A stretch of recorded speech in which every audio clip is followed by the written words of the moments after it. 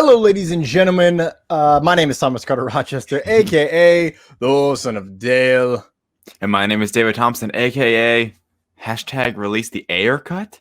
Is it a new wave? Is this a new beginning of fandom taking over, movie studios? There are so many waves being made in the movie realms.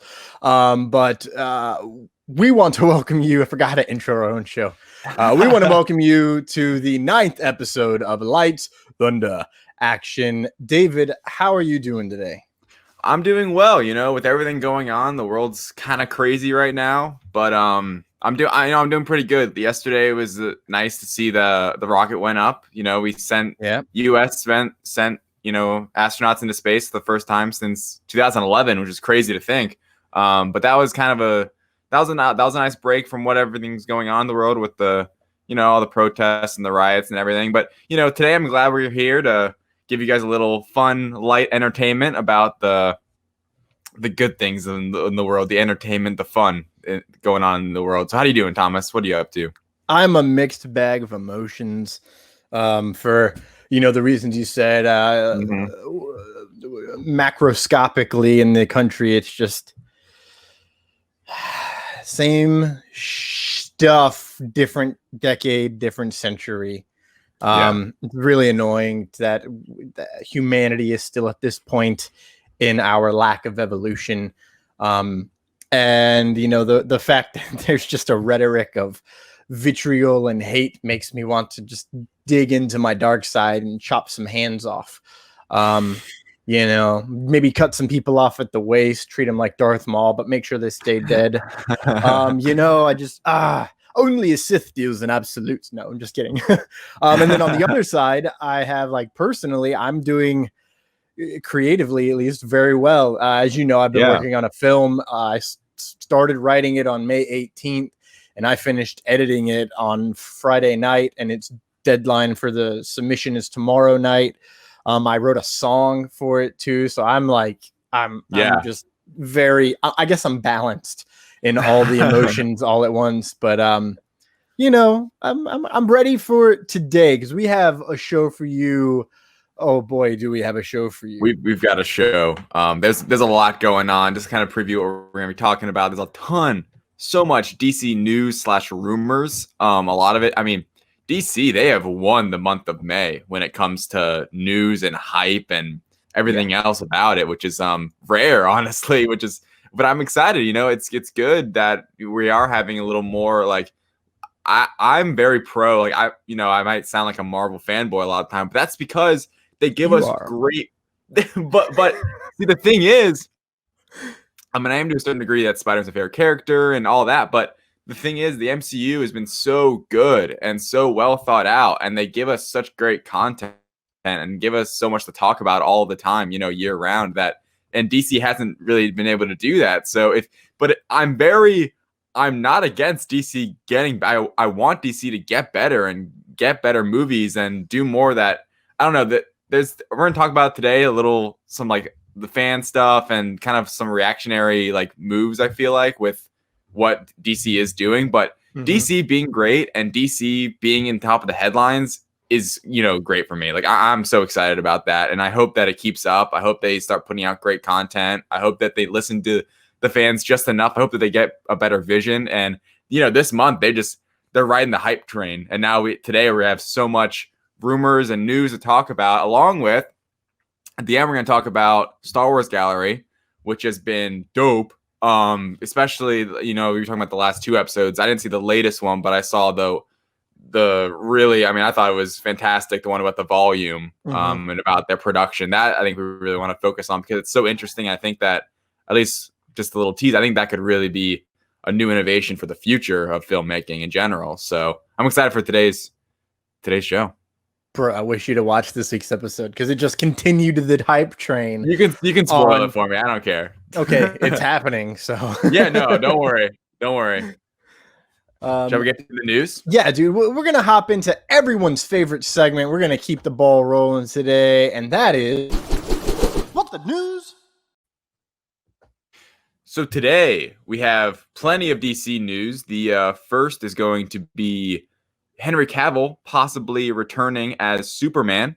So news came out that Henry Cavill is hanging up this is coming from Variety. Henry Cavill isn't hanging up his Superman cape just yet. Sources confirmed to Variety that Man of Steel actor is in talks to return as Clark Kent in an upcoming DC Comics film.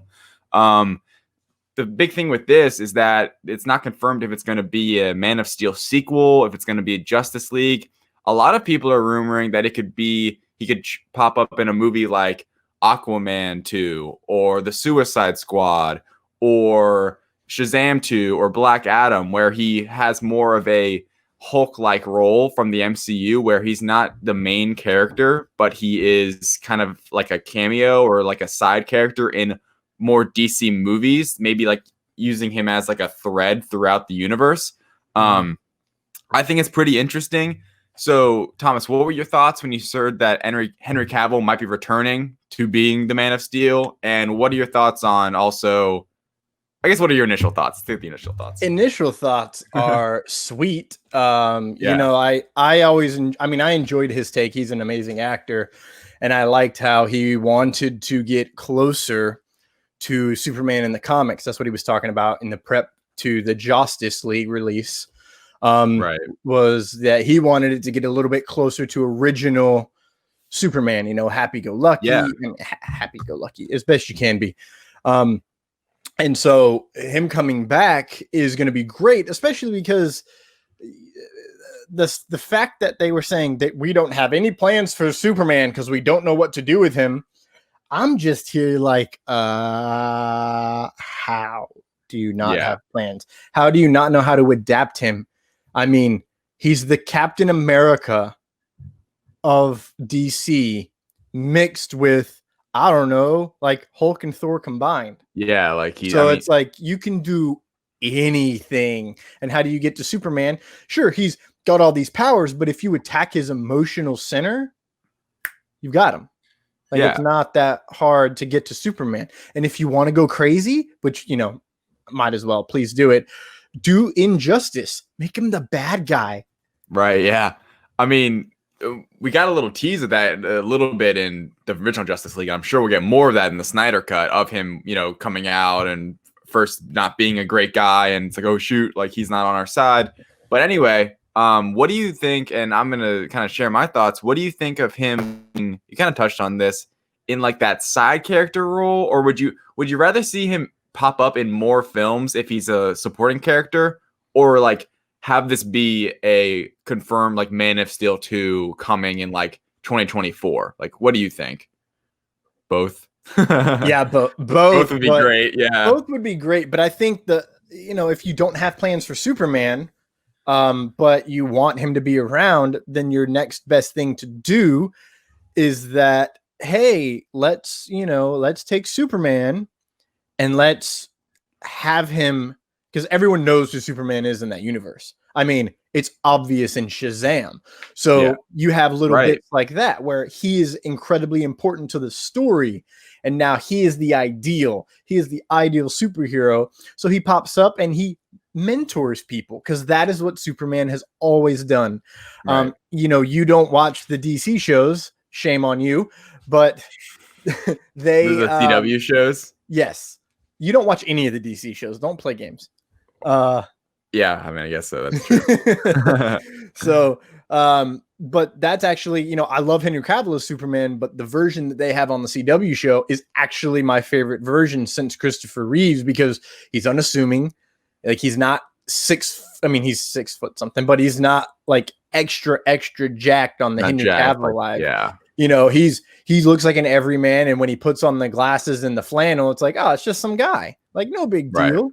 And the way they portray him is like, you know, he's awkward, he's kind of nerdy and corny, and he's cheesy, and he can't really, like, he doesn't do well with expressing hard truths. You know, and so it's like, come on, don't beat around the bush, Kansas, is what Lois always says to him in the show. So, but still, he's the one who mentors, you know, Supergirl here, right? Arrow and Flash there. And it's just, you know, a sentence. And they're like, wow, thanks, Superman. Mm-hmm. And he's like, anytime. And like, that's what I'd like to see from Henry Cavill as Superman, because I mean, first off, you know, he's like the classic 90s extra jacked version of Superman. And we'll get to that next thought. I almost went like bonkers for a minute. You know what I'm thinking of. Oh yeah. So, but especially in like Shazam 2, like I would love for, okay, first off, you know this, action comedies are my favorite. That's why, you know, you made me play the game, and there's only one that I chose easily, and it was Birds of Prey and Shazam 2, because those films I feel like are made specifically to cater to me as a child who's an adult and as an adult who's also a child. You know, they both have their quirks in them. And for Shazam 2, he's already met Superman. And what better way to move on with Shazam 2 than to have a buddy cop film in an action comedy style, where you have Shazam as the outlandish guy and Superman as the straight guy, where he's just like, really? You know? Like, that would be, I want that to happen now. I messed up, dude. I don't know if they're going to do that, but that's what I want now. Yeah, I mean, I would say Henry Cavill being back as Superman, like this was like in 2018, 2019, I forget, when there was a report that came out where it seemed like he was done playing Superman. And he kind of he's said in social media and I think in some interviews that wasn't necessarily the truth, and that, I mean, he was being pretty gray about it. Like he didn't know, but I was always gathering that he didn't make that decision. Like he didn't want out. It was that Warner Brothers didn't really know exactly what the future was, and they weren't sure if he was going to return, especially with now moving forward with a new Batman film. And but there is ways we've already talked about with like Flashpoint, possibly of like a soft reboot where they could, you know, logically like kind of turn things around and like redo, like kind of reset the universe while keeping some of the old characters mixed with some of the new. And this news, I mean, I've said this over and over. I love Man of Steel. I love Henry Cavill's rendition of Superman. I thought that Man of Steel was a great movie. I liked him in Batman versus Superman, especially the extended version where you see a lot more of, you know, Clark and Lois. It's not just, I think a lot of people complain that there wasn't enough like almost Clark Kent in like Man of Steel or in this DCEU, where it was more like him being an alien and stuff. Like, I don't know. But I didn't see where, well, I mean, compared to like something like Smallville, where it's he's Clark Kent. Like, I don't know. There wasn't. That was all Clark Kent. It was no flight to no type. There was no Superman. Yeah, exactly. I mean, that was kind of a dumb example, but I mean, even compare it to like Christopher Reeves or even like Superman Returns to a certain degree, where there was a little more like him being a goofy Clark Kent, like, and working for the paper, and there was some of that. I see what you're saying. Classic Clark Kent. Gotcha. Yeah. And I mean, and it's kind of what you were talking about, him being a little more like, golly gee, Lois, like, what are we gonna do today? And all this, like it. But I really liked him, and I'm excited he's back, and I think he's passionate. He wants to be Superman, like, you know, and I love that about it. Like, it's not one of these things where he's gonna be forced back into it. And I hope this leads to a Man of Steel 2. Like, I really, really want that movie. I love the first one. Mm-hmm. I know they kind of tried to. I mean, everything I mixed up with Zack Snyder's, you know, getting out of Justice League and stuff. But even then, I think they were still kind of rushing into like the group movies, where I wish we kind of had a little more just Superman, just I guess selfishly, because I mean I like Superman, and I thought he was going in a really cool direction with like I don't know, just all the different like big, you know, thoughts and moral questions that kind of came up with this alien coming to Earth, and you know all the all the things that make Superman cool. I thought they hit a lot of those in Man of Steel. Yes, and I want more of that. So it would be neat to have. I mean, it'd be better than not having him at all, him popping up in Shazam or Black Adam or Aquaman 2. But I really want him to have his own movie, or at least be the lead in then maybe a group movie or something like that. So excited he's back. I'm glad he's on board. But I'm hoping, really, really hoping that he gets his own movie, or at least something like that. Well, bouncing off of that, Brian from Reels and Heels, our friends over there at the Reels and Heels podcast. What's up, Brian? He says that it is Man of Steel 2, winky face. Can't say how I know, but look for an announcement soon. And then Please, I hope that's true. Coming in it, he said, coming in the few weeks. I got really dyslexic and made a whole new word, but it rhymed. So yeah, no, I mean, I hope that's true. Like, if we get a news, oh my gosh, you want to talk about owning the news? If they announce a Man of Steel 2, like that would be nuts. You know what would make it even better? Release the mustache cut. The mustache cut. I think I'm the only person in the world that wants the mustache cut of Justice League, but that would be awesome. First off, that was a fan-freaking-tastic mustache, well groomed, very, very okay. First off, I'm going to take a quick tangent town. I want to see Magnum PI come back, but with Henry Cavill as Magnum. Okay. Like that is what I want. I really think he can pull off that old school Magnum PI vibe. He's got the mustache. He's a giant. He's also wicked jacked on a level that I don't think Tom Selleck ever was. And that's saying a lot because that's a big man. But you know, like Henry Cavill is Magnum PI. Release the mustache cut, man. Thank you, Kevin. I'm glad you agree with the mustache cut.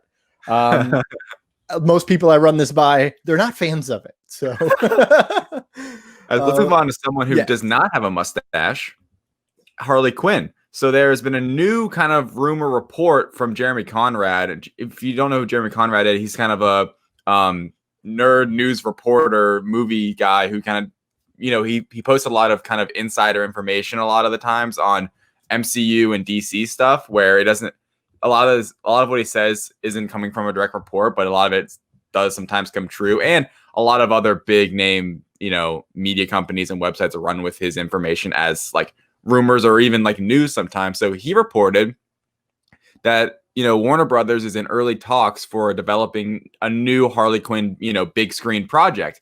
And what was interesting though, I kind of went into the source and read the actual article, and a lot of I think comicbook.com or some other, you know, news sites were saying that they were gearing up for a solo film, a Harley Quinn solo film. And that's not exactly what he's saying. It is there, you know, that is a potential. But what's fascinating is that he's only saying that it's like a Harley Quinn centric movie. So it could just be Birds of Prey 2. It could be Gotham City Sirens. You know, it could be anything like that where it is just Harley Quinn at the forefront, not necessarily a solo film though. And it was funny in my research. I noticed that like Harley Quinn's solo movie, there was reports coming out about that in like 2016 that were talking about Birds of Prey, which was funny to me. So, I mean, Harley Quinn and Birds of Prey, I thought was really good. Like, I mean, we've talked about this, and I know you really like Birds of Prey. So more of her character, Margot Robbie as her is so good. I mean, she's going to be in the new Suicide Squad. In the you know, the previous Suicide Squad, which wasn't the Ayer Cut, it was the corporate cut. Yeah, the WB cut.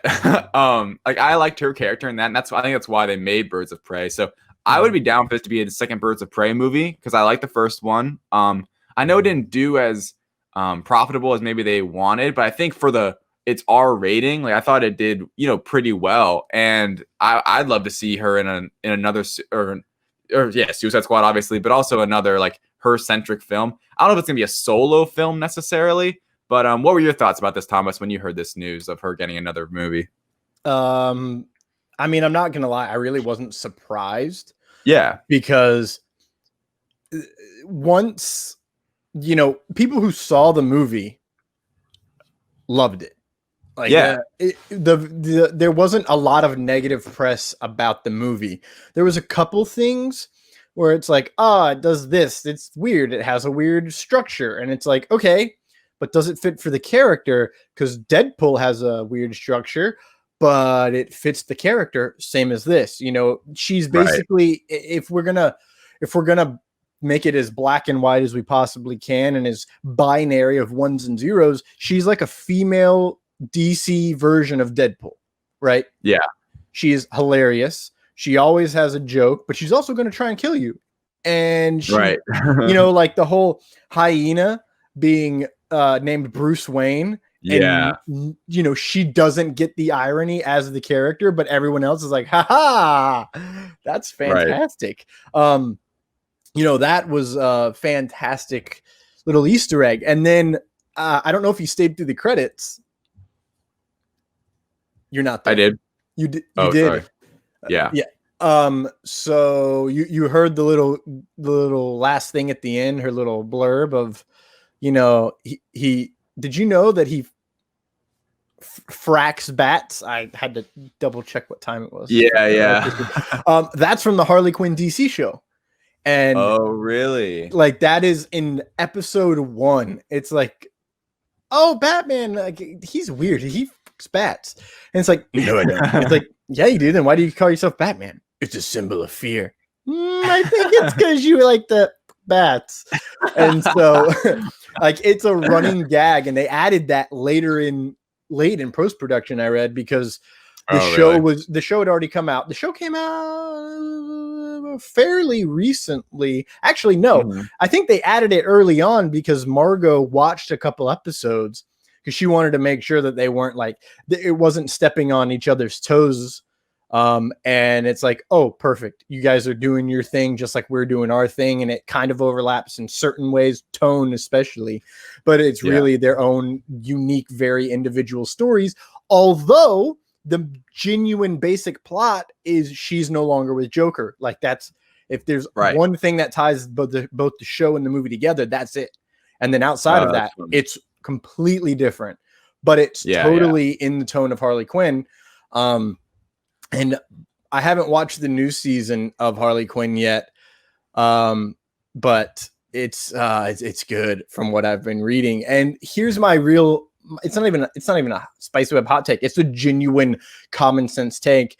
The marketing for Warner Brothers, whoever decided to go, yes, we're naming this movie Birds of Prey and the Immaculate Emancipation of Harley Quinn. Although that's an amazing title, and I think it's hilarious, people are only going to call it Birds of Prey, which is what they've called it. Is people have zero tie to, it's like, oh, it's a movie with Harley Quinn. Why do we want that? It's like, no, it's a Harley Quinn movie with other people. And it did not market it properly. And that's why I think it didn't make the money it wanted. Yeah, I agree. And I don't know if you remember, they changed the name when it came into theaters. Like all of a sudden you would go in the AMC app and it was like Birds of Prey, Harley Quinn or something like that. They made it so much shorter. They changed it to Harley Quinn, Birds of Prey. Yeah. Exactly. Because that when I finally got to see it, it was I was in Atlanta for a showcase, and I was like, oh, I'm gonna go see a movie. And I was like, oh, do I go see Sonic or do I go see Harley Quinn? And I was like, Harley Quinn is an earlier showing. I'll go see Harley Quinn. Absolutely loved it. Was beyond stoked. Walked out of the movie and was like, well, now I gotta finish the season of Harley Quinn because I'm totally in this vibe right now. Right. Yeah. And it's a shame it didn't do as well at the box office as maybe they wanted. But I think the like we said, I think because it did so well critically and a lot of fans liked it, I think that was a good sign for DC to move forward with a new project like this one, like a new whatever it's called, Harley Quinn centered film. Yeah, and my only real issue, because there really wasn't a lot of any hating on the movie except for the horribly biased articles, such as titles, I should say, which is Birds of Prey sinks and fails, flies, aims for the moon, falls. Like it was just such bull crap, and it had a smaller budget than I'm trying to remember this right, but Ford and Ferrari made about the same amount of money on their opening weekend as Birds of Prey did, and the articles are vastly different, in terms of Ford and Ferrari speeds to first place with great opening. And then Harley Quinn is like, Harley Quinn disappoints with this much opening. And it's like, okay, but how is the movie? And so because of that, people are like, oh, it's not making money, which means it's not good. Horrible. And you're a journalist, so I'm looking at you here. Don't be like these people. It's biased storytelling. It's fixing a narrative that's not there. And it's bullshit. I'll say it. And that's my one SDC. I mean, I would say I think a lot of what that is just that the frame of it, where it's like, oh, Ford v Ferrari, that's like a smaller, almost like indie style film, like an Oscar like kind of film. Where Birds of Prey, it's like a comic film, and people, especially someone making it a headline, I'm not saying it's right. I'm just saying they would be more like, wanting to, I don't know, kind of shoot down the comic book movie, because comic book movies are on this higher like kind of tier of making money typically. Like they're so used to like these comic book movies and these big budget like crazy superhero films, or like Star Wars or anything like that like sci-fi films that make so much money. So I guess it's kind of like everyone's looking at it in kind of a different perspective, where it's like, oh, like Ford v Ferrari, you might have it's like really expectations. I think is what that comes down to. It's like, what are your expectations for that film making money and what's actually happening? But yeah, I agree. I don't think, I mean, I didn't do that great at the box office, but I don't think it needed to be, slandered. I just want to say that yeah, Birds of Prey, it's estimated that the budget was $82 to $100 million. And Ford v Ferrari was $97.6 million. Oh wow, yeah. So actually very similar, right? Very similar, which is why the articles were just total bullspit. It was very frustrating, and Ford v Ferrari made $225.5 million box office. It says USD. I don't know if that's worldwide or local, but and then for Birds of Prey, it made $201.9 million. And Birds of Prey came out in February, which is right. Yeah, we came out in February. Okay. Yep. Which, is right about the same time that around the world, the coronavirus thing was really starting to pick up steam. Yeah, that is true. That is true. And then it was kind of the last big movie before everything fell off. It was one of that and Sonic were like the last two movies that were big deals. I mean, Onward came out the week before the theaters closed. Bloodshot, anyone? Still haven't watched that movie. Me and Kevin saw it. Kevin Budasing in the comments. It was the last movie we saw before this whole thing started. Last movie we saw at AMC. Oh, really? Yeah. Onward was the last movie I saw at AMC. I took my nephews and I cried like a baby. And then and that was my favorite thing about Birds of Prey. It was the first movie to be like, we're going to digital early. I was like, yeah, boy. Yeah. Let's go. And then all the movies came out, and I have like my old roommates have bought like we've almost together bought about 100 movies since February. Oh, jeez. Yeah. so I am so behind on movies. Before we jump off of Harley Quinn, where is it at? Brian was saying that Black Mask was good, which I agree. Ewan McGregor was my favorite anecdote from the film was that scene where he's being this misogynistic person telling this chick to like undress and dance for him. Yeah. Everyone on the set had like this horrible time trying to film that because it's just, I mean, no one wanted to do that. It's gross. Yeah. It was basically like no one wanted to do that. And Ewan McGregor, he did it. I think if I remember right, he did it once. And then everyone's like, oh, that was great. Do you want to watch it back? He's like, no. Yeah, I've thought about a lot of those things in movies where they really get dark and do like, it's like, oh man, I can't imagine actually being on set or like directing that, It's just, it's weird, bro. I was in a student film where I played a misogynistic person who sexually assaults someone, and it was weird. It was very weird. They were like, we need it to look like this. It's gonna sound graphic, but we need to look like she's being thrust into. And I was like, I'll put my hand on your stomach and I will move your whole body. And they were like, oh, that's a good idea. I'm like, I'm glad you think so, because I'm not comfortable. Yeah, because they were like, oh, we're in a really tight close up on her face, and I was like, bet you don't need me then. Yeah, right. So. Show business gets a little weird. Show business gets super weird. It was like one of the most uncomfortable times I've ever had on set. No doubt. Yeah. Brian wants a Harley and Ivy romance film. I concur, sir. And then add Kite Man to it. Kite Man! You need to watch the DC Universe animated Harley Quinn show, and you'll get all those Kite Man jokes, bro. Gotcha. So we were talking about, Harley Quinn making money. So also, let's talk about WB putting out money. So the Snyder Cut was announced. What was that, last week? And we were all super jazzed about it. Still are. Can't wait for the Snyder Cut to come out. But it was rumored that it was going to come out it was going to be made for, or like, redone, whatever they have to do to reshoot or, reanimate, re-CGI, get voice actors back, or get the actors back in to voice act, would cost about $20 to $30 million. And what's funny is I think Brian actually last week pointed out, he's like, oh, it's going to be more than that. And this week, in an appearance on the Recode Media's podcast, Warner Media chairman and head of HBO Max, Bob Greenblatt, revealed that the $30 million figure that was floated last week is a pie-in-the-sky estimate. Here's his quote. "It isn't as easy as going into the vault and there's a Snyder Cut sitting there to put out," he said. "Zach is actually building it, and it's complex, including, I don't want to get too much into the detail that we haven't already talked about yet, but new effects shots."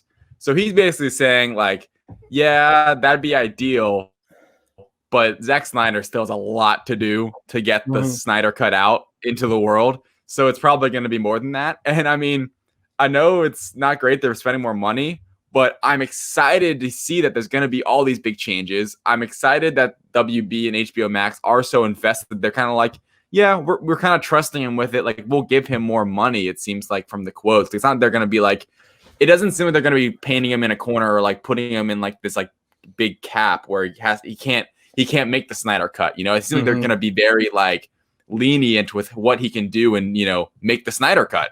Yeah. What were your thoughts when you heard this? I was wicked hype. I think I sent it to you and was like, bro, was all I said. Because, 30 million is a lot. Yeah, no, I mean. Also not a lot at all in terms of doing visual effects and paying the people to do the visual effects.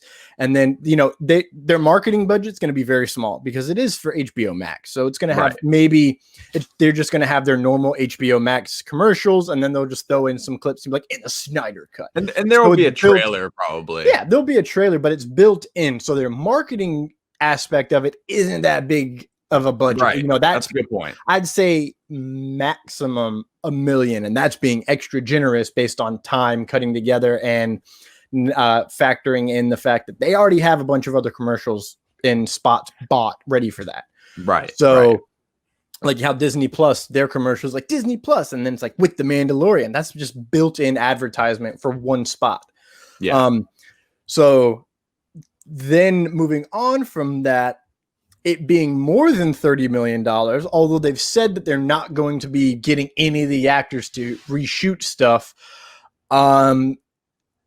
because they were like saying, oh, the 30 million, and because of that, they're not going to be able to do or whatever. I might have read the article wrong. But then there was another article that said they might be filming new scenes with Henry Cavill without the mustache that they needed already, but couldn't get because of the mustache. Right. Or, using certain scenes that they had from the Justice League, but just filming. And if I remember reading the article right, it was basically film him against the green screen so you can put his whole head on the other head, and that's it. And it's like, oh, okay. That's relatively easy. I mean, if you can turn a whole guy into a green dude, I think you can manage chopping someone's head off and putting it on his own body. So I mean, I think I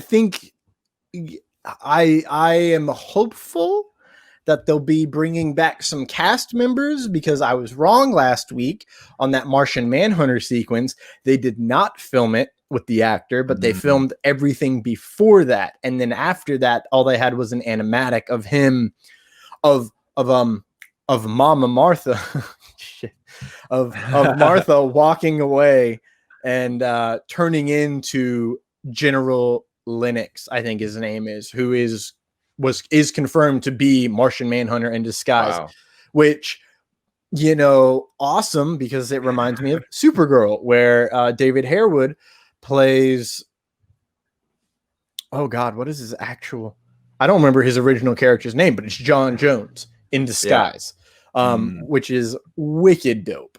Yeah. So speaking of the Snyder Cut, while we're still on the Snyder Cut topic, before we move on, is Zack Snyder released that image of Darkseid and said that, basically confirming that Darkseid is in the film. And that was exciting, to actually get some real confirmation.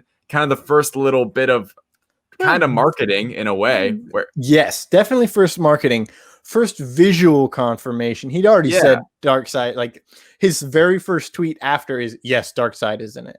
Right. So, but it is cool to really see it and be like, all right, like he really is going to be in it. I mean, the image quality was oddly like it was far away, obviously, and it was also kind of like blurry, almost like you couldn't even really get a good look at him. Looked like concept art to me. Yeah, for sure, it's definitely concept art. I mean, although it looks exactly like that scene with Steppenwolf, where all of them are, Zeus and all those. It looks very much like that. So that could be a genuine shot. And it's a crane shot where it zooms in on him, and because it looks like he's going to be entirely VFX. Yeah. So we'll see. It's exciting though. Snyder Cut is coming. Like we're going to probably get more and more news coming out of it as we go along. Hopefully some little tidbits of like some clips or anything to give us. We don't even know when it's going to come out in 2021. Maybe we'll get a date at some point. So, keep coming to the show to see the news on Snyder Cut week to week. So before we get to our last DC news, I want to flip over to our only other non-DC news of this week, which is that Netflix has acquired the Egyptian Theater. So from Variety, Netflix has finalized a deal to buy Hollywood's historic Egyptian Theater for an undisclosed price, closing a transaction that has been in the works for more than a year. And what this article is also kind of goes on to say is that this is a big kind of step for Netflix getting in the being a major player in like the filmmaking community in Hollywood, as if they weren't already, considering they pump out like new content all the time and have a great catalog. But it's pretty cool to me to see that interesting reading it, how there was some like disputes between Netflix and major chains like AMC and Regal about, kind of reluctance to like play their films and stuff like that, where they're trying to get in theaters, but not like, just some weird negotiating and not a lot of like common ground was found. So what do you think of this news when you heard it? I think I was more excited about this news than you were when it first dropped, because I have followed the plight, if you will, of Netflix and say Amazon trying to get their films into theaters so that they can get be in Oscar contention. So as soon as I saw that, all I could think was, ooh, now they have their own. So we were talking about Amazon buying AMC.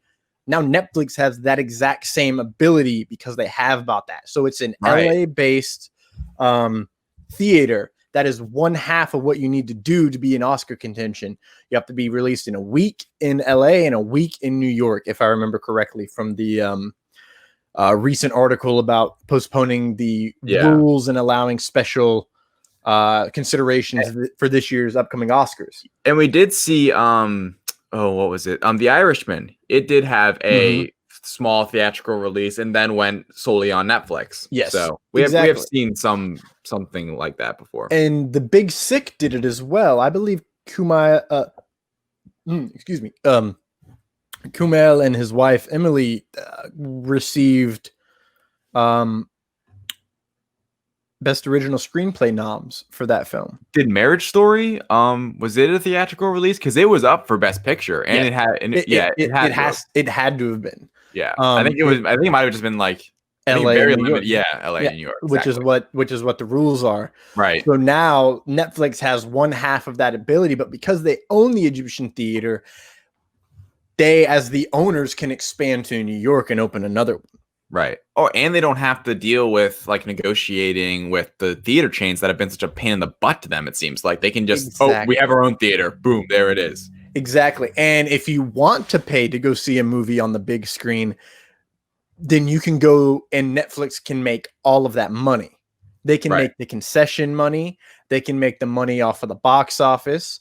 Yeah. So that's a big deal because now they have direct way of saying, oh, we have this release in LA.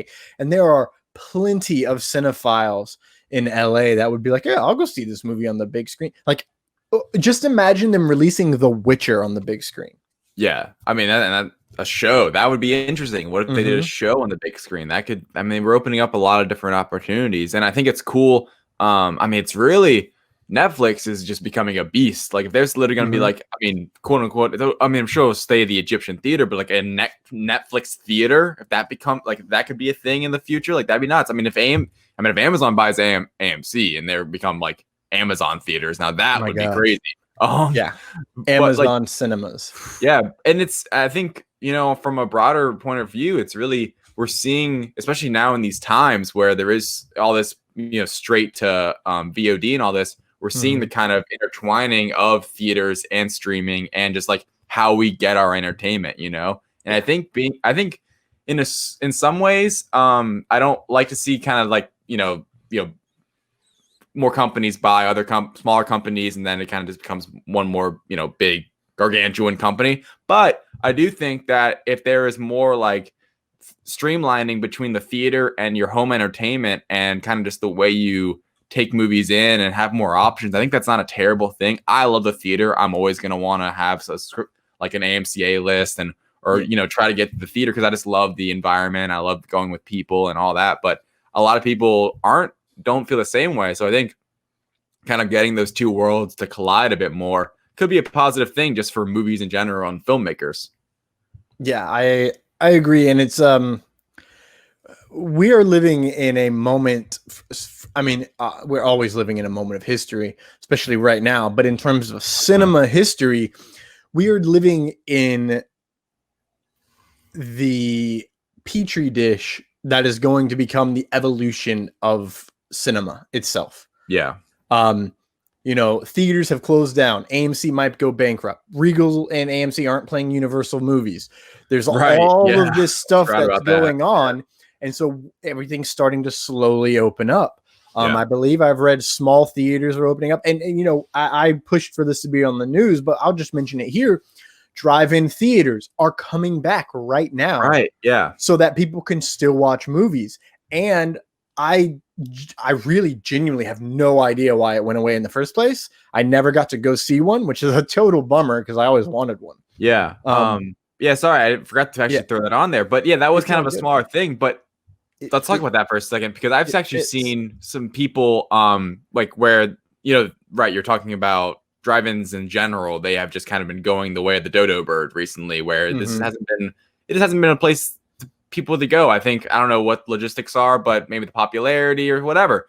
But we're seeing a rise now because of social distancing and people wanting to stay safe, where a drive-in theater just seems like a fantastic idea. And we're seeing like the smaller ones all of a sudden are getting, you know, droves of people going there to check out a movie and something to do that's safe. You know, if you want to stay like social distancing and protect yourself and, you know, stay healthy, that it's a very easy way just to, you know, pull your, you know, drive up, watch the film. You know, you don't have to interact with anyone really unless you want to. And it's just, I think it's a very neat.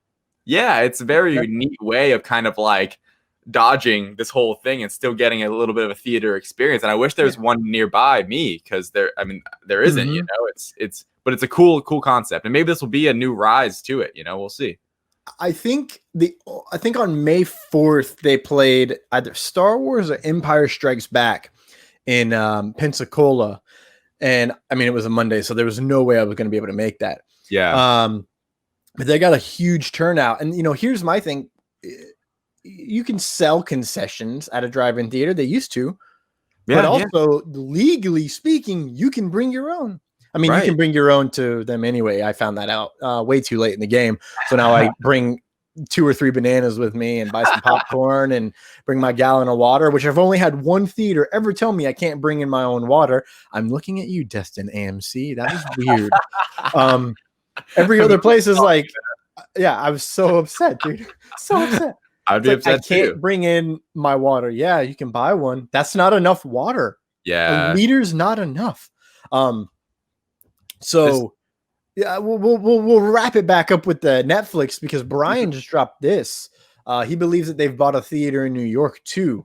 Yeah. So that surprise me, especially with the Oscar like restrictions or what were you saying? Like the things they need to do basically to you know, be nominated. The requirements. Yeah, like that's smart by them, and that's a shrewd move. And I think it could even like, I don't know if it's even their idea to even expand it. I think it's just because I think Netflix itself and like we're seeing right now with the theaters, you know, like Mhm. AMC, they're not doing well financially, you know? So like I think Netflix doesn't really necessarily want to expand to like bigger theaters. I think they like what they have going on right now. Netflix is so many people subscribe to it, it's worth so much. I don't see why they would even just mess around beyond New York or Los Angeles. So Exactly. And I think that is only where they would open up, you know, because yeah. that is where they are most likely to A, make their money, and B, they're going to get their meet their Oscar contention Yeah. requirements with ease. And people that watch Netflix don't want to all of a sudden be told go out to a theater. Like, no, like they're gonna want to just stay home and watch Netflix because that's what it always has been. So I mean, super cool. Good move by AMC, or by not AMC, by Netflix. And AMC needs to make some moves possibly. But good move by Netflix. So let's move on. Let's get back to DC news. Yeah. Hashtag the Ayer Cut. Release it. So if you guys don't know, after the huge, you know, the fan push for the Snyder Cut, release the Snyder Cut, hashtag release the Snyder Cut, like all of us were into it. Like there's a ton of fans that pushed for it after it was kind of like alluded to and basically said by Zack Snyder that was not his original, you know, vision for the film. And obviously he was off the film, and we've seen a lot of this. And I think because of the success that the Snyder Cut is actually happening, right? And that it's all on board, and you know, the fans do have a voice, I think is one thing that this kind of proved. And that like, and I think it gave a lot of like, I think Zack Snyder probably boosted his ego a bit, that we all really wanted to see his vision, you know? I think, yes, you know, he got a lot of slack. I mean, I'm not going to sure he got a lot of slack from Man of Steel, a lot of slack for BVS. Like, might not have been necessarily from us or people we know, but I know on the internet, like on the Reddit threads, on Twitter, on videos, I mean, he's gotten laid into for these movies, which is, I think, I don't think it's completely fair. I mean, Batman v Superman, not the best movie in the world, I'll admit, but I really like Man of Steel, and he got trashed for it. I mean, you know, really unfairly. He got trashed for making a decision that fit with what was going on in that film for that character, and the reaction that character had fit 100%, which was killing Zod. That's why everyone got upset. Right. Like they say, oh, the tone was bad. He was just destroying buildings, blah, blah, blah, blah, blah, blah, blah. And it's like, you know, you're just pissed because he killed the guy. And now you're trying to back it up with this. Yeah. I personally loved the destruction. How would he not destroy everything on his first time fighting someone superpowered? Like, how is he going to be perfect the first time? I have a joke that I can't even say right now because it doesn't meet FCC regulations. But like, no one is great at something on their first time. And if they are, it's beginner's luck. And then the second time, they're going to destroy buildings. Yeah, so, exactly. I agree. And I think a lot of like looking back now, we're seeing how Warner Brothers and DC, they were so reactionary to the fan outcry and so much. And, you know, they reacted so quickly to the hate, you know, and it's like, come on, like, hold your ground, have a vision, you know, be strong. And I think we've seen that, especially right now with the Suicide Squad. Like David Ayer, who is the director of the Suicide Squad, he's been very public on Twitter and wherever, being like, this was not my original, you know, tone or vision for the movie. We talked about also how it was supposed to be a 2-part movie. Like it was supposed to be this grander thing that led into Justice League and was more kind of interconnected. Not a 2-part Suicide Squad, but leads into the 2-part Justice League. Oh, yeah, I'm sorry. Dyslexia. It happens to us all. Yeah, it happens. I was confused. Right, yeah, but it led into that, and that it was more connecting. It was darker. I think that was something he just tweeted about, that it was supposed to be this darker film, and that after the success of Deadpool, which is funny you mentioned you were comparing Deadpool and Harley Quinn earlier, after the success of Deadpool, they kind of pulled an audible and we're like, oh, maybe we should make this a little goofier. And we've seen that in DC, where they kind of had this darker tone. And sure, it's funny to like the memes and to make fun of it. And even in Deadpool, they like, oh my God, Deadpool 2 where the Deadpool 1, he's like, or 1, yeah, you're really dark. Are you sure you're not from the DC universe? It's a great line, but I mean, I don't know, kind of, you know, have a like, I don't know. I think them trying to all of a sudden be like, because the MCU has been this thriving, organization and movie universe, and that everyone like loves and they throw their money at. And I'm one of them. Obviously, I love it, but you don't have to be the MCU. And I think they should have held. I think this is like just them reacting to fan hate and stuff. It was it's showing now with the Suicide Squad, because Ayer, he didn't leave the film, like it wasn't like a Zack Snyder thing where he had to leave the film. And like, that's part of the reason Ayer was there the whole way. He just kind of had it pulled out under the rug from him and was basically told how to change things. And it's pretty neat that there is now this push for the Ayer cut. There is a fan outcry for it. And it's fascinating to me. I want your initial thoughts too, but also it's interesting to me because now they are doing this kind of soft reboot with the Suicide Squad with James Gunn. So what do you think about the Ayer cut? Do you want it? And if so, like, why or how do you want it? Or like, I don't know, like, what are your thoughts, I guess, in general? So I knew about the Ayer cut movement before they announced the Zack Snyder one, because I think I follow David Ayer on Twitter. I've been following David Ayer's tweets for a while because I love the movie Fury. And if you watch any movie by David Ayer, it is a cerebral exploration of the darkest emotions of humanity. We're all cracked vessels, and he has zero shame or fear to dive into that and show us that this is what we are at times, but we have to do better and evolve to something better. So I knew about the movement for a while, and once the release, the Snyder Cut came out, and he was even retweeting release the Ayer Cut stuff in days leading up, like very aggressively. So I'm wondering if he knew. But he's been very open about, especially like right before, all throughout the early month of May. He had been a lot of new articles coming out with him talking about the Suicide Squad and how he's excited to watch James Gunn's version. He just wishes that he could have gotten his version out, and that his original cut got great test reviews, because this is how close the Ayer cut is to being done. They already showed the damn thing. Right. Yeah. In some of the first test screenings, that was the vision, and everyone was excited about it. And they had little notes, like, oh, this was weird, that was weird, this was weird, this doesn't work, like first cuts always do. But then Warner Brothers pulled the Warner Brothers, just shat the bed really hard. Yeah. And for me, this is I'm about to cross all the genres here. Warner Brothers heard everyone's like, oh, let me rephrase that, heard the negative side of the internet, which is always the loudest, most obnoxious, annoying side that deserves to be cut off at the waist like Darth Maul. But I'm gonna piss so many people off with that one. But they, instead of, standing their ground when everyone's like, you need to move, you need to do this, you need to do that, I know better than you because I'm a patron. They're just like, okay.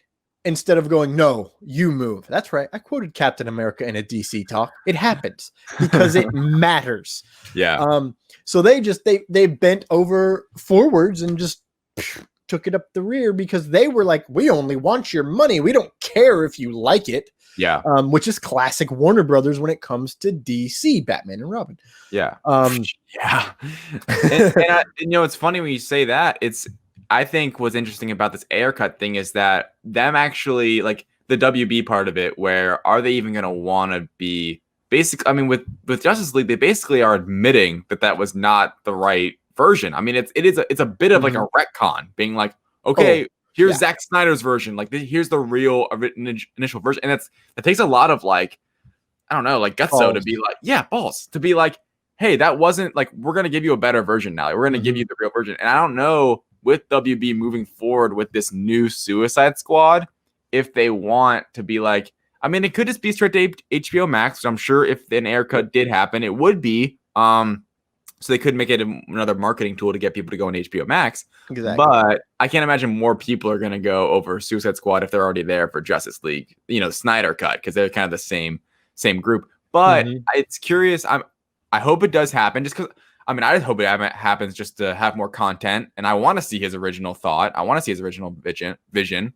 But I'm curious if WB will be so, I don't know, aware and really want the marketing of that to be like, okay, we're going to come out with this Suicide Squad on HBO Max. That would have no marketing, I'm sure, because they're coming out with a new The Suicide Squad, coming out soon by James Gunn, which will be, I'm sure will have a whole different feel to it, and they won't. I don't think they'll feel like any kind of like related or like a sequel or anything like that. So it'll be interesting to see if WB does go forward with it. I see where it'd be easier for them to do a Snyder cut than it would be an Ayer cut, just for those reasons. Just because I don't know if marketing wise it'd be the smartest, but I do want it, So I'm curious.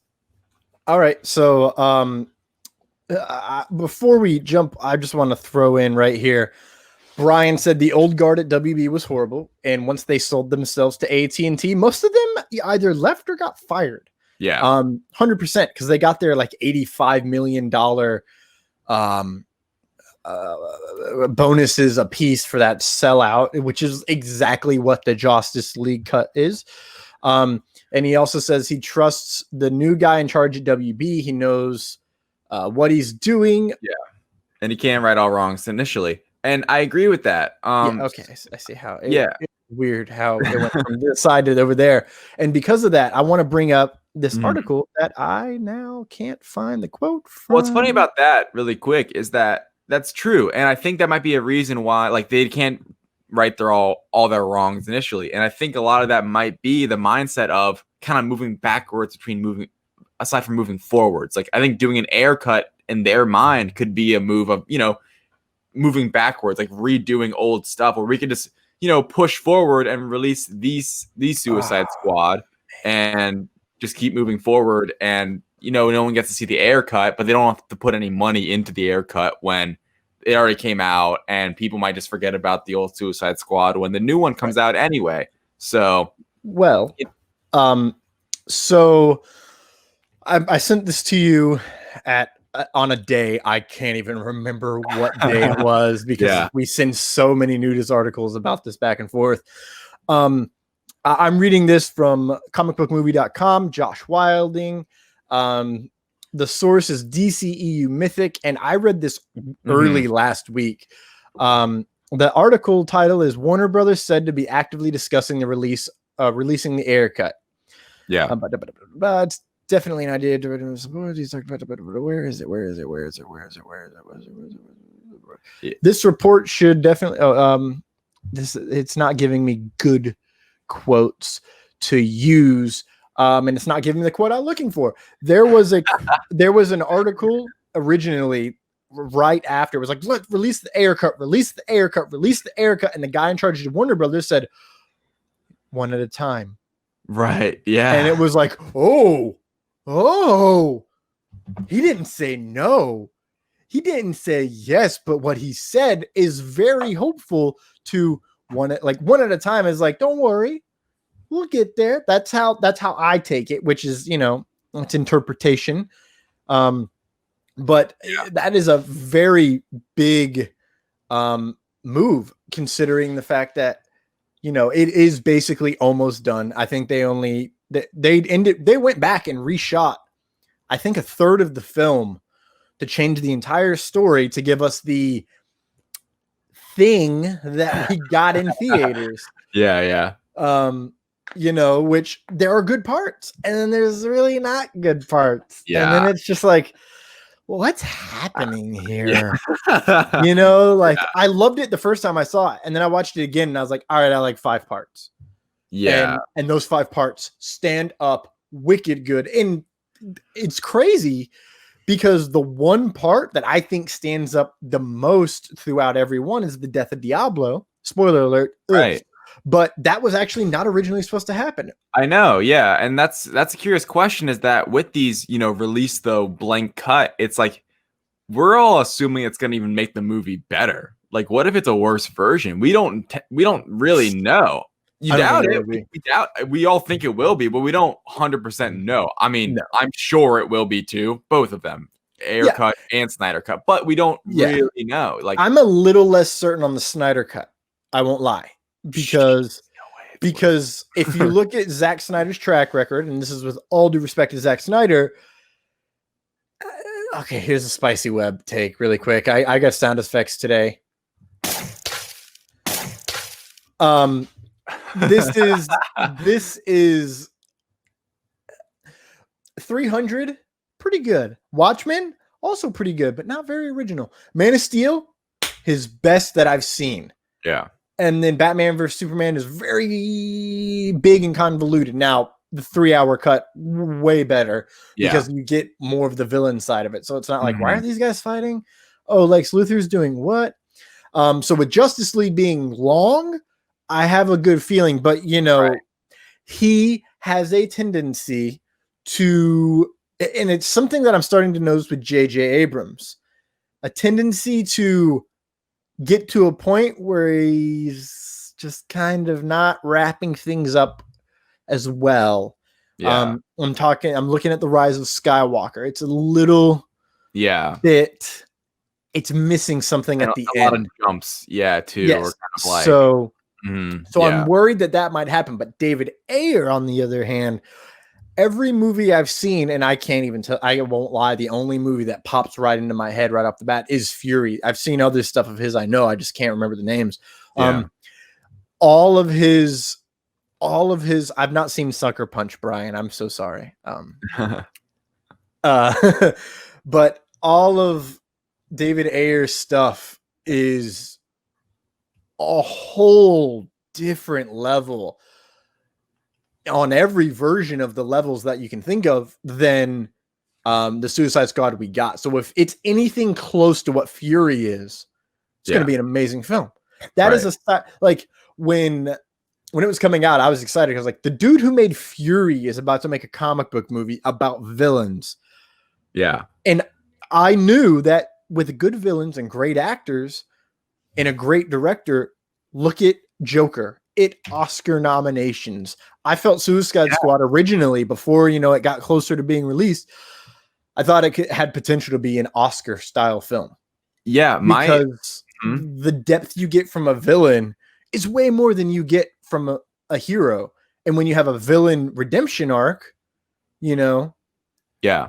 which was Deadshot's original vibe, like you can tell that's what Deadshot was supposed to be, is a redemption. Yeah, two things on that. It's what's funny is this all kind of reminds me of Fantastic Four, the latest one with Josh Trank at the helm, where he's openly said that was not his vision for the movie, that all of a sudden Fox came in and basically just like ruined the whole thing. They foxed it up. Classic Fox. And what's funny, I saw a tweet. It was like, so are we going to get the Fantastic Four cut or the Trank cut? And he's like, no. Yeah. No, I'm not doing that. I think he was really turned off by working with that group at Fox, it seems like. Yeah, and yes, but there's also been some very questionable actions on his part, which he has admitted recently, which is nice to see. But I think it came down to in the script, I think they started changing his vision.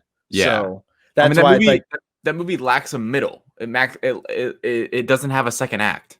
Anyway. Yeah, I think that's what they refilmed, by the way, is a lot of the I've heard like the first 15 minutes and the last 15 minutes are great. And I've tried watching it, and I'm being serious. I tried watching it and I got to 10 minutes at some point randomly and I was like, I can't do this. I mean, and I turned it off. Yeah, random. I think I turned on Suicide Squad, actually, like to give you an idea. Yeah. What's funny is that movie, I remember sitting there for the first 45 minutes or so being like, I like because I'd heard a bunch of crappy rumors going in. You get the Rotten Tomato scores and stuff going into films nowadays, and I'm like, I like this so far. Like the first 45 minutes, I was in. I'm like, I liked the characters. Miles Teller. I was Michael B. Jordan. Like I was invested. I liked the characters. I liked the setup, and then they just foxed it up. Like it was just all over. Like there was no middle. The ending was all right. Dr. Doom wasn't Dr. Doom, and then. Anyway, don't need to go on for that. But with the Snyder or the Ayer Cut, what I'd be most excited for with that is that there'd be more Joker in it. And that's something that David Ayer is really teased and really upset about, how they cut a lot of the Joker and how how much darker it was, and a lot of it's because of that Joker character. And I think even recently he said, like, or I saw some quote where, I mean, the level of darkness from the recent Joker movie is kind of similar to what that initial Suicide Squad was supposed to be, which is, I mean, for me, it's exciting just to see that vision, considering that's not that we actually got. And it's definitely not the Suicide Squad that's coming out with James Gunn. That'll be a fun. Yeah. I mean, that'll be a lot more fun than even the theatrical release of the initial Suicide Squad for sure. So I actually even think that the David Ayer cut will be more fun than the original cut, because it's more fun to watch. Yeah, but you know, like, it's going to be darker, but you know, think of, like, I think it's going to be similar to like The Dark Knight in a way. Yeah, like cooler almost. Like, it's going to be dark tone, very real, very gritty. But also, you know, there are going to be things that happen between the characters that are going to be fracking hilarious. Like, you have Harley Quinn and Deadshot, and apparently, spoiler alert for the future Ayer cut release, they hooked up at one point. Yeah. Which, you know, very classic in the comics. So that would have been a very interesting dynamic to happen. And then you've got Joker doing Jokery things, which apparently he was supposed to be like a bigger villain in the movie. So, like, that movie, I think, could have been quickly. You want to know what I really hope we get with the Ayer cut? And I think we should leave it, you know, here so we can move on to the Disney gallery. I also have a game before we get to the gallery. Oh crap, man! I'm gonna squirm so hard. It's an easy game. But I think, you know, he's talked about the things that Enchantress makes. Originally were supposed to be parademons, and I hope we get parademons. Yeah, and then, because Justice League. Exactly.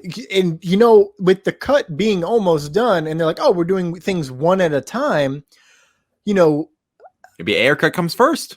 That's what I'm thinking, bro. Like, what if they're just like, all right, cut your movie together, we'll see what we need, give us a budget, and he'll probably be like, here's my version. Do we want to change these parademons? Okay, pull from the Snyder cuts. Yeah. Just copy paste, because you can do that. Right.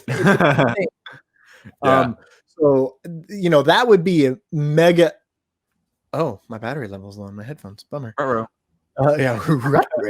So they very much could put this Ayer cut together, throw it on HBO Max, and then it be like, by the way, this leads into Justice League coming out in X amount of days. Right, and probably have way less of a budget that Justice League is going to have sure, because it's basically done, you know? I mean, maybe there's some stuff around the edges, but nothing too big.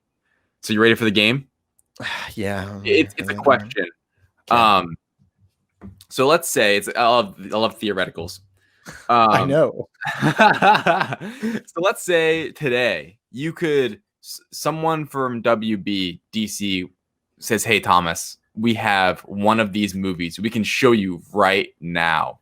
Which do you pick? You can watch it today. We stop doing this podcast. You leave me in the dust and you go watch this movie right now. Your options are, which one do you pick that you can watch right now? Man of Steel 2, The Snyder Cut, The Batman, or Shazam 2? I know you like Shazam 2. I know you're a big fan of Shazam. But if you could watch it today, Man of Steel 2 is not even confirmed. That'd be my pick. But you can watch Snyder Cut, The Batman, Man of Steel 2, or Shazam 2. Which will you pick? And in the comments below, if you guys are listening, tell us your choice. Would you rather watch right today, if you could be handed it from WB themselves, Man of Steel 2, The Snyder Cut, The Batman, or Shazam 2? Which movie would you want to see today if you could? All right. So I'm content with the Snyder Cut. I want to see it as it's meant to be, and today it is not finished. And I know it's coming, so no big deal. No, the fact that it is finished, like it's all done. Right. Okay. It's come back from a time machine. Oh yeah, no. Okay. Yeah, we're in like 20. They're from 2030, and they're like, oh, here's this movie from. The movie is completed. Okay. They're like, here you go. Okay, so it's down between the Batman and Shazam 2. Now the Batman is my first DC character. You know, 1992. I was not even 1 year old, and Batman the Animated Series came out. So I loved Batman, and I'm very excited. Like, I love Matt Reeves, and if you've seen the War of the Planet of the Apes movie, you know why I'm very, very excited, because that's a very Batman style film. That is a Batman story with Caesar. And I'm excited for that. I'm excited for all the villains and the fact that it's the long Halloween, and it's it's an actual detective story. So I'm very excited for that. Where are my other headphones at? And when it comes to Shazam 2, I love Shazam 1. I love action comedies. I'm also a child that grew into a big adult, just at a much slower pace. But like I said earlier, I want to see a buddy cop film with Superman and Shazam. Yeah. So for me, that's the movie I'm picturing in my head. And I can only imagine that, you know, when is Shazam 2? Is Shazam 2 coming out before Black Adam? Yeah, no. Black Adam comes out. Black Adam's going to start filming actually August this year, and it comes out December 2021. Sexy. I'm picking Shazam 2 because although they tease the caterpillar face guy, Doctor, oh God bless America, I can't remember his name. Anyways, Dr. Caterpillar. Although they teased him, in my mind, Shazam 2 is Black Adam being controlled by the Dr. Caterpillar, and I think Superman it's called Caterpillar, isn't it? Nah, he's got a Mr. name. Mind. Mr. Mind, not Doctor. Mr. Mind, yeah. So seeing Superman, Henry Cavill, fight Black Adam, The Rock, as well as having Shazam, aka much smaller Zachary Levi, but in a muscle suit, so it works, fighting with them and or against them. Like, give me that. But also, like, the whole plot of the film is basically, I'm trying to teach you, and I'm a child, so I'm not learning. Yeah. Right. That I would have to pick Shazam 2, but it is. Hey, you got Superman and Your The Rock. answer is Shazam 2. Shazam 2 with Superman, of course, Henry Cavill, and The Rock is Black Adam, and who'd be, and James Earl Jones is the voice of Mr. Mind, because now I'm just fan casting. I was gonna say, I mean, I love the theoreticals, but you're really theorizing what the movie's even gonna be about. But yeah, okay. I mean, I had to do the same thing with Man of Steel 2. Right. You're right. But I knew the tone of Shazam 2, so that helped. Yeah. So Brian said the Batman. Yeah. That's a good Terry says Shazam 2. He agrees with you. So very interesting. Me personally, to answer my own game time question, is it'd be Man of Steel 2. But you know me. I love Man of Steel. I'm pining for the second one, and I think what's actually fun, and I think number 2 would be the Batman would be my number 2. I think Batman is gonna be awesome. I think that's one that I just really want to come out, just because I love Batman. He's my favorite DC character, and we kind of know more about it, so the excitement's kind of more there for me. And Man of Steel 2 is just whatever it would be, I'd be so hyped for that I would just want it to come out so bad, where it would be so much fun if we could get it right this second, because of the unknowns, and because we'd have no idea what was coming, like what it was going to be. So I would say Man of Steel 2. Brian, I just meant in comparison of size, not height, to The Rock and Henry Cavill. But he has time. He is big. I mean, he's big, but it's like when you compare something to The Rock. The Rock as Black Adam is going to be very interesting. I'm very curious to see what that movie is going to be like. I didn't have it on the list, but it's going to be wicked. Yeah. All right. So we finally ended we got to the news. Yeah, we got through the news. We got through game time. Our new little segment. Do you have more? Or is no. I had a few more that if they popped up naturally, I would have asked, but it didn't really hit with the flow. Maybe I'll save them for later. Maybe for the post show. Yeah, sure. All right. Moving on, we have Disney Gallery, The Mandalorian. Oh, Mandalorian. I'm sorry. I listened to Jabba the Pod and I totally just ripped off their sound effects they do, but I did it all by myself. So hire me, Jabba the Pod. I'll let you talk about the technical side while I switch headphones real quick. Sure. But when you do technical difficulty switcheroo. Technical difficulties. Yeah, so Mandalorian, the Disney Gallery. If you guys haven't been watching Disney Gallery, I haven't watched the latest episode. I'm behind. I'm a slacker, as we all know. But the latest episode, well, not the latest, but before this last week's was about this new technology, and kind of what the gallery's been doing has been kind of showing us the behind the scenes look of from different perspectives, you know, of making the Mandalorian, from the actors to the directors to the showrunners. Obviously, Jon Favreau and Dave Filoni have been kind of the through line through all of it, and have really been, you could see where the helm of the creative process and how they were going to make it. And in this episode, I believe it's episode maybe 5 of Gallery was the volume episode. I'm not sure the exact number. 4. Episode 4 was when they talked about the volume, which was this, and it was so cool to see where, if you haven't watched it, you should definitely check it out. I would definitely recommend. I wouldn't even worry about the others necessarily. Just see the technical, the filmmaking side of it, where it was so innovative, where this volume is this, like, it's hard to even describe. It's like this 3D kind of panel, this screen where instead of like a blue screen or a green screen, it's actually there. So they're almost like building a set around you digitally. I mean, it's unreal stuff, and they use like VR, and they use like it's like gaming graphics and like game engines to like run it and stuff, and it's like from different perspectives you see it, like the image changes as you look at it, and there's like a roof to it too, so you can have, like, there was one part where what's his ship name called again? The Silver Crest. Yeah, the Silver Crest, where like they had kind of the bottom portion of. Wait, is that it? No, Razor Crest. Razor Crest, that's it. Where like they had the bottom half of it physically there, sitting there, and then kind of the top half of it was digitally there on the roof, but it made it look like the whole thing was there. And Jon Favreau went into, you know, the making of the Jungle Book and what he learned, and making of the Lion King and what he learned using VR and using you know, these different technologies, and them kind of, and what's crazy is that it's not this new technology where it's super expensive and stuff, where anyone, and it's not proprietary, like more film. What I thought was most exciting about it was that, you know, maybe more filmmakers start doing this. Like, imagine if this is how they film like the prequels. You know, maybe it would have felt a little more real. You know, like, oh my God, because I mean, George Lucas, I mean, you can talk whatever you want about the prequels, anything. George Lucas, he pushed forward like the envelope of innovation, of technology, of filmmaking to a degree that no one else had. And again, he did it again. Yeah, which is like. It's crazy. Yeah. So what were your thoughts on this? You know, I didn't see the latest episode, but the volume itself I thought was so cool, and it was such a cool way of filmmaking, and I think just setting up the future of filmmaking, really, especially at Disney, because they, you know, they have all those people on board and everything. What were your thoughts? The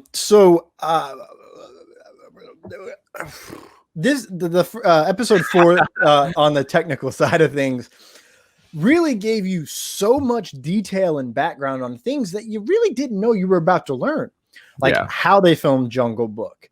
You know, I haven't watched the special features of Jungle Book, but how they did it was, you know, it made sense. Oh, they use that to have like shadows on the wall. That's really cool and innovative. And then they go to Jungle Book, Lion King, and it's like, oh, they literally filmed the whole thing inside of a VR. Right. Like, that is magnificent. Like, that was crazy. Yeah. I really wanted to know how they had done that movie. So, and that makes me actually love the movie even more than I like it. It's not as good as the original, but I watched the original 100 times in less than like 2 days. So, you know, but my thing with the remake is they didn't change anything. It was almost shot for shot. And for the first time in my life, when it comes to movies that normally I'm like, oh, make it different, do something new. This was a movie where I was like, don't change anything, or I swear I will burn down Disney. And then it came out and I was like, I love it. It's so good. So then they took that technology on both of them, brought it together, and put it into the Mandalorian. And so the volume, or as I'm going to call it, George's Garage, they took something which was dreamt about for about 40 years by George. He had this idea back on the original trilogy, if I remember what they had said. And so they took his idea and they took his pushing of the technology and they took their pushing of the technology and they took what they'd already done with ILM and Lucasfilm and they pushed it even further and created a backlot studio that you can change on the instantaneous snap, or 30 minutes, as they said in the show. Yeah, it's so cool. But the best part about it is it changes, but it doesn't change with anything. Like the wall doesn't change except for when the camera moves. So if you're watching it and the camera's doing this, then you're watching it glitch and you're like, whoa, that's weird. Right. But on camera, it is smooth and just amazing. And so that technology really lent itself to helping the actors live in the environment. It helped, which we'll get to in a moment, it helped their practical effects because they could take a small thing and then expand upon it up top in real time and then just shoot that. Yeah. Versus going in later and having to do VFX. And because they were doing it this way, they were able to, in the very next day, get an episode cut together and see what they need to reshoot, see what they need to cut together, which we found out Dave Filoni is the second unit director for a lot of these episodes. Oh, we need this shot, this shot, this shot, this shot. Okay, I'll take a cameraman and we'll go in there and in 30 minutes, we'll get it set up and we'll knock it all out. Like that is, especially I was wondering when the show came out, how the frack did they go to these locations and we knew nothing about it? Yeah. And then I want to say January, maybe February, I started seeing pictures get posted. I believe someone in the Pensacola, Panama City, Emerald Coast area where I live on the Gulf Coast, they actually knew someone who was working on the show and had pictures and one video of a crane shot, like watching not a crane, it's a crane shot, but it's a track shot, the camera on a track zooming in and everything moving. And I was like, whoa. And then I started sharing that to people because I was like, this is how they made Mandalorian. And now we get to see exactly how they made Mandalorian. And it's just absolutely astonishing. Yeah. The effort and the level and the pushing of the technology and the fact that anyone can do it. Like I'm now thinking, which is always dangerous, me thinking anything ever, that I need to find someone who can do 3D rendering and create a VR world. And all I've got to do is figure out how to get like a VR camera and I can film my own stuff. And I may not be able to do it like the Mandalorian, but I might be able to pull it off like the Lion King. Right. Right. I can film me and match the lighting and all of that stuff. And all I need is someone who understands how to do that side of it. And that simplifies the process, So, and it's just all LED screen technology, which if you've been watching WWE in the last 20 years, they have been like the ability, like their technology.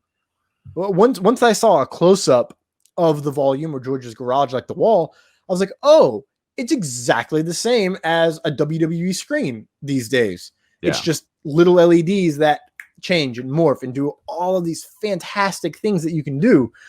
But it's just taking that technology and that idea and pushing it a little bit further. And I walked away from this episode 100% flabbergasted and mind blown and just so proud that, I'm in this industry that is using things that, my nephew wants to make video games. Yeah.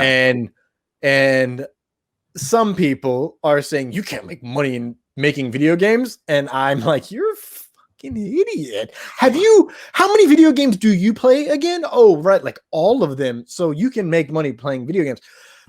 Making a video game and making a movie are pretty much the same thing now, is basically what we have just learned from this episode.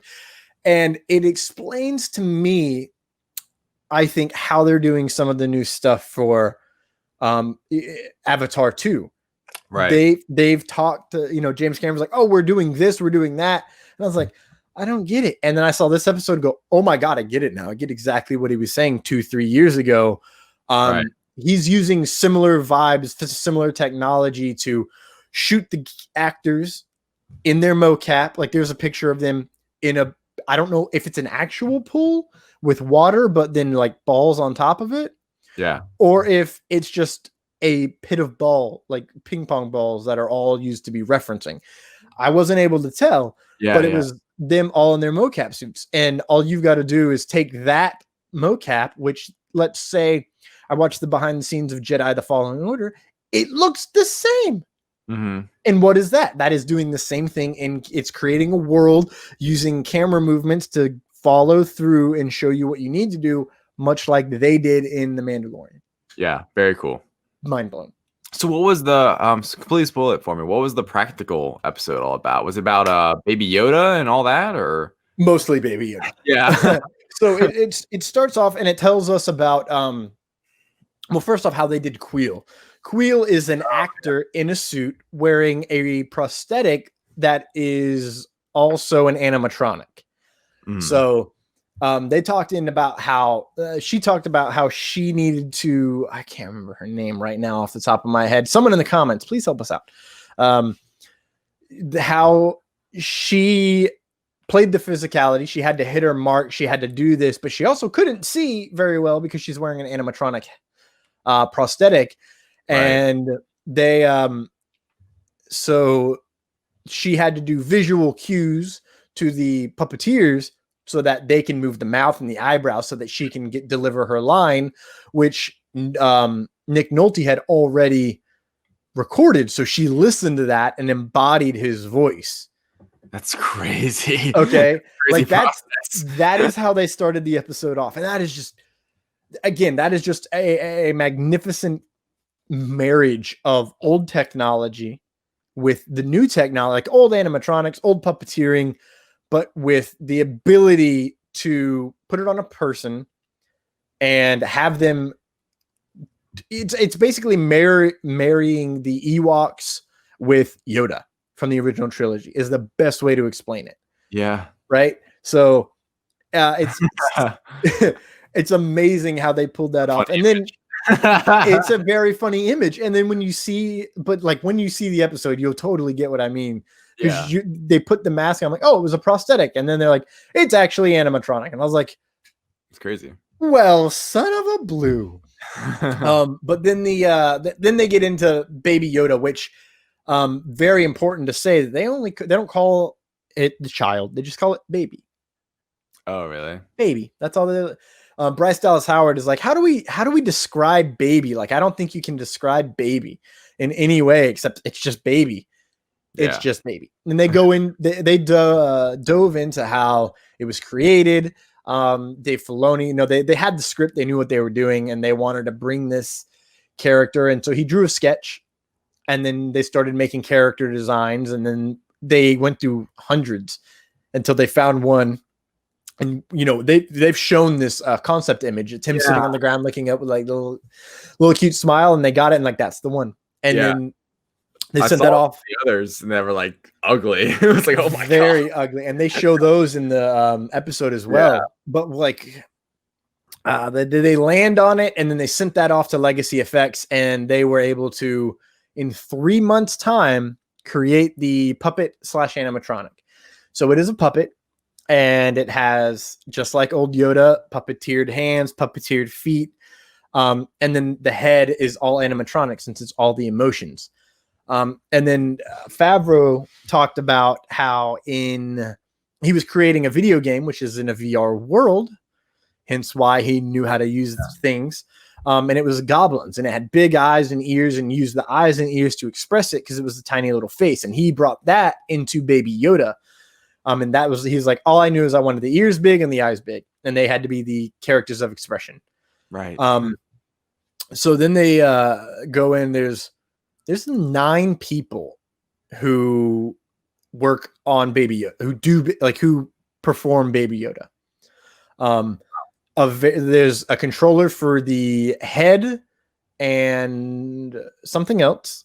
I want to say head and ears, and then eyes and mouth. And so that's how they get the expressions. And then, they have puppeteers with the hands and the feet. And I would dive further into how they created the process and worked on the movements, but they were really important talking about, they did do CG of have you heard the story of, Werner Herzog when they're like, about calling them cowards for not wanting to go practical with Baby Yoda and doing anything with CG? Oh, no. Yeah, well, there's another story. He was directing the baby, and he was directing the baby, and he's like, you need to do this, and then you need to do that, and look at me here, and then look at me there, and then Deborah Chow was the director, and she's like, so I'm directing Werner, who's directing the baby, but not realizing that he needs to be directing the puppeteers, which is like 5 other people at once. And it's just hilarious how they talk the story. But then they took away the baby in the pram, and they started to get a slate shot. And he's like, "What are you doing, you cowards? You need to stick to it. It's magical. You need to." He's not full Schwarzenegger, but but anyway, he's like, "You cowards!" And then they go to a bunch of the different actors, and like it is the bulk of this episode. Yeah. And they all knew. Basically, they knew that. Once they saw it, they knew that they were all stuck in fiddle to Baby Yoda. Like all the actors knew it. And the fact that it was so real, and you forget that it's a puppet, and people would come up and talk like, "Oh, hi, baby. How are you doing today?" And it's like, that's not real, but I was doing that 5 minutes ago. So, and the fact that because it is real and it does do all the emotion, you don't have to worry about the VFX stuff coming after. You light it like a character. There's nothing different. You light it the same as you light a person, and you let everything happen. And it's similar to how the volume was magical. The Baby Yoda is magical. Yeah. Like the baby is absolute magic. It is lightning in a bottle. Yeah. And it is happy accidents is really the best way to put it, because they weren't sure, how good it would be. And then they got it and was like, oh, wow. And they have Taika talking about, he's getting ready to direct, and the baby looks turns the head. They have him turn the head at him, and he looks over and he's like, hello? And he's like, oh, okay, that gives me an idea. The shot of Baby Yoda that really gets it is Dave Filoni's directing the puppeteers. He's like, okay, try and do this, and then they do something, and he goes, that's the stuff right there. And it's like, it's just this knowing in his face. It's relief, but also like, we're gonna break the world with this. This is amazing. You knew you're onto something. Yeah, he knew that they were onto something. He knew that they had just, and it did. Baby Yoda. Oops. Yeah. Baby Yoda, like, that's what made Mandalorian as popular as it became. The story was good. I enjoyed, the actual Mandalorian character himself, but like Baby Yoda is what made it the sensation that it's become. And it's funny you talking about the lighting. It reminded me of in the previous episode, the technical one, where how that thing, the volume, George's garage, like the because it actually is physically there, like the screens are shooting out like the light. And the reflections on the Mandalorian's helmet, and how that was such a big deal, and how it's sometimes really hard in post in CG, like, and to fabricate like the actual natural lighting that they want to have in some scenes. And you've seen it a lot throughout, film and CGI. Like you can tell they're like on a blue set, like on a blue screen set and all that. And that's another really cool part of it that adds to the realism, that adds to the. This is all about making it feel real to the audience when you're watching the show, and this new technology and the practical Baby Yoda and everything about it is really like driving that home, and it sets the tone for this Western Star Wars film that it really is, where it's not this crazy galactic adventure. It is to a certain degree. It's still Star Wars, but it is this Western that feels a little more grounded, a little more realistic. It's like the original trilogy. A little bit. I mean, it's set near after, and which is what they talk about because they go into the practical effects. You know, they had to, and actually, yeah, it is in this episode. They talk about how everything felt lived in the first Star Wars. Like C-3PO is grimy and his leg is I think his leg's a different color than in the rest of his body, and then his one leg silver. Yeah, R2 is got scuffs and burn marks and scorch marks and all this stuff. And it's like, oh, there's a history here that I don't know. And they wanted to do the same thing with this. And so that's how they got to, you know, Baby Yoda and Queel, which, you know, they talk about bringing Queel, who was an Ugnaught. It was an Ugnaught, and it's from Empire Strikes Back, where they carbon freeze Han. That's they wanted to take that character and bring it into a bigger forefront, and kind of like they had no backstory. You didn't know what those creatures were, and now you know. Oh, they're slaves. Like, holy shit, they're slaves to the Empire. That fucking sucks. We're gonna be censors at the ready. But then they go on and they talk about the guns and making the guns and how did they do it in the original trilogy? Well, they took World War II surplus guns and they modified them, and so they did the same thing here. Yeah. And then they talk about miniatures and making models. And I love this quote from Favreau. He's like, you know, I learned from Guillermo del Toro that if you make a miniature, you can put it up in your house. So he's like, so I started doing that. And he's like, I started making certain movies and doing certain miniatures just because I wanted to have it in my house. Yeah. And he's like, so can we do like a miniature of the Razor Crest? And they're like, we can see. Yeah. So like they just went and literally made stuff because they were on a tight budget. And so they did it with, they're like, it's a garage style effect. We just kind of took what we had available and made it as best we could. Yeah. And then he's like, yeah, we used it for a couple shots was our plan. And it just turned out to be so good that we used it for a lot of shots. And so a lot of the shots that we have of the crest are actually miniature, you know? And then they talk about how they did research on all the original trilogy ship movements, and because they needed to match that, you know, it's the same time frame with the same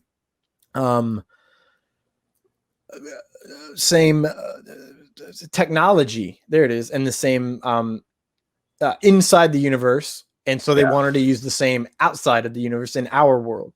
And they dived into how there's like a 15 or 2.5 minute cut of just ships and how they move and how the background moves against them and how to do this and how to do that and how to make things look way more dynamic. And they dive into the deep archives of how Star Wars, the original trilogy was the original Star Wars, was cut together using stock footage of World War II fights and how they made that and used that to dynamic and wonderful episode that really just goes to show, you know, that the writing needs to be good, the acting needs to be good, but everything else has to be good as well. And how much dedication and time goes into, you know, something as simple as seeing the ship fly by. Well, you've got the camera movement that you do, the model, and then you have the post effects, which is taking the stars and making it spin the right way that they always did in the movies. Yeah. And I would just say I'm excited to see that there is these new innovations. They are pushing forward. They are trying to get more creative. And I hope more filmmakers are like this. You know, you don't have to just play by the same rules as everyone else. You can be innovative. You can push forward. And I love that. I love to see that. I think it'll help films in the future, shows. I mean, this is a show. This isn't even a film. And I'm really excited to see the future. I guess the bottom line is, you know, guys, me included, go watch these episodes. You know, we are like, go watch Gallery. It's really cool. If you're into movies and especially Mandalorian filmmaking, like it's a really cool watch. It's not a waste of your time for sure. We definitely recommend it. And they, I just remembered, they have stop motion in this show as well. Really? Yep. One of the shots of the blurgs, they just did stop motion, and Dave Filoni is like, he's like, guys, we're just playing around. Like, we're not going to be able to do that. Right. And then they get it. And it's like, oh, it was amazing. He's like, I knew the guys and I knew they'd be able to do it, but the level at which they did it was just on a whole new, and they explain where that is. And it is so So it's like, you won't notice it until they tell you. And it's like, oh, I noticed that now. Yeah. And it fits the spot that they put it in. Right. So, David, I need you to watch this episode. I know, I will. I'm excited. And I mean, I'm recommending it to people that I haven't even seen it, but I would definitely check out the practical one. Definitely the technical one. The other ones are cool too. I think these are the more exciting ones that we want to talk about on this show today. Mm-hmm. But yeah, I'll definitely check it out. And next week is the score. Oh, which score is awesome too. I love the main theme. Like, it's the western part of it. Yeah, it's so good, dude. It's just, oh man, it makes me want to like just put on some armor and go fight. And it's such a chill vibe. Good question by Terry here, asking about if we think more cartoon anime based character or directors will make the transition over to live action after Dave Filoni has been he's been successful in that. And I don't know. I mean, it's hard to. He's definitely a special case. Like he definitely is like a person who went to Clone Wars, still animated, and then was kind of this great Star Wars voice and creator that was now there was a new project TV show, The Mandalorian, coming to Disney Plus, where he was given the opportunity. I wouldn't mind seeing it. I don't know if it's necessarily. I think Filoni might be a special case to a certain degree, but I mean, I'm not opposed to seeing more directors diversify and get in different realms, especially when we're seeing a lot of recycling of directors, and we're seeing some studios not take many chances on directors a lot of the time, so they want to play it safe, they want to know what they're getting themselves into and all that jazz. So I think in general, I'd like to see more kind of interesting interesting director choices by the studios and everything. Yeah, I'd definitely like to see it. I don't know if more will happen. Dave Filoni, as you said, is a special case, and he learned how to be a live action filmmaker during Clone Wars because that's how George spoke when it came to creating Clone Wars. He spoke in live action terms, lighting it like it's live action, doing it like it's live action. So he basically started his learning far earlier. And this is, like he said in episode 1, this is just the next evolution of his education. Yeah, right. So anyway, guys, thank you so much for joining us today. Any other closing thoughts or feelings? Me? David, do you have anything you want to promote this week? We're going to start a new thing where we promote certain things. Yeah, sure. This week I don't have much. I'm just grinding through school right now. I'd like to promote this. Keep coming back. Thanks for watching, everyone. Thanks for listening. If you're listening to the audio podcast right now, I would say in these crazy times, just stay safe. Think before you act. This is a crazy time right now, between everything with the pandemic to the George Floyd death and everything that's coming out from it with the protests and all the riots and everything. And I would just say, if read about it, educate yourself. Like and go to, I would recommend, trying to get involved in maybe a peaceful protest or educating yourself and maybe donating or anything just to kind of help out, because this is something that I think is crazy. Like you were saying at the beginning, top of the show, that in 2020, it's still very much so a thing. I think there is some good happening though, where people are kind of waking up to a certain degree. There is an overwhelming amount of awareness. I was even thinking the other day, it's kind of an interesting time for all this to happen during this whole coronavirus pandemic, is that there's nothing really to distract people. I mean, joining us today, us talking, this is a distraction. But other than that, I mean, nothing. There's no sports. Like, I know for me, that's a big thing. There's not many new movies coming out or anything. So it's really time to think about these things. And even if you're not affected, these injustices, these all these terrible things that are happening, you shouldn't just don't stand idly by if you believe in something, even if it's not affecting you, is what I would say. And, be smart, read, learn, try, spread awareness and be educated, educate yourself. Don't speak before you think, and all of that good stuff. So anything you want to promote, Thomas? I know some more fun things than maybe all that, but I feel like dick. I'm just promoting stuff that I'm doing now, man. No. I should have went first. Yeah. So I've been, like I said at the top of the hour, the top of the 2 hours. I've been working on a film for the Emerald Coast Filmmakers Quarantine Chronicles Film Challenge. That'll be it's basically a film festival, and on June 13th from 5 p.m. to 7 p.m. Central Standard Time, so that's 6 Eastern.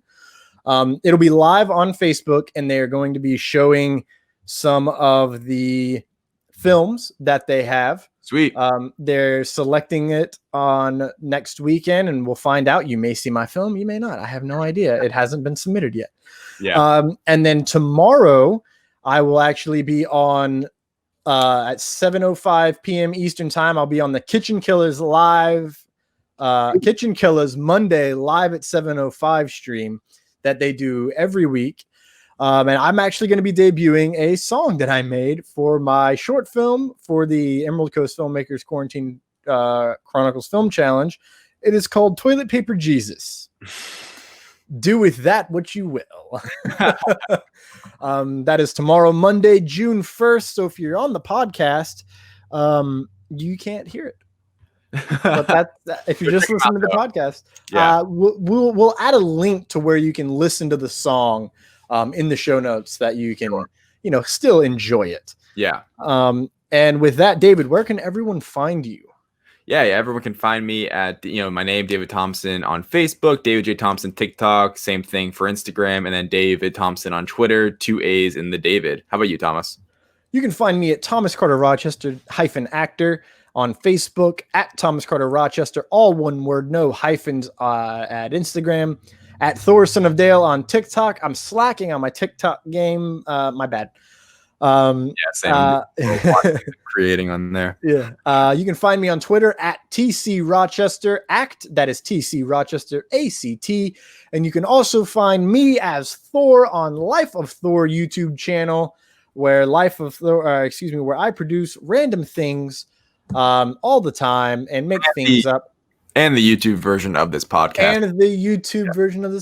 Good looks, David. David, where can everyone find the audio version of these podcasts? Yeah, so if you're not already listening to the audio version, you can follow us and listen to us on Apple Podcasts, on Google Podcasts, on Spotify. So we're pretty much covered all bases. Let us know if you want us to find different spaces if you are an audio listener primarily, not joining us live on Facebook or on YouTube. And then also on our hosting site, Spreaker, you can find us at.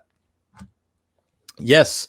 That is going to do it for episode 9 of Lights, Thunder, Action. We thank you for tuning in. We love you. Stay safe, stay smart, stay educated. Don't be an imp. I got nothing. I'm an idiot. Thank you for tuning in, everyone.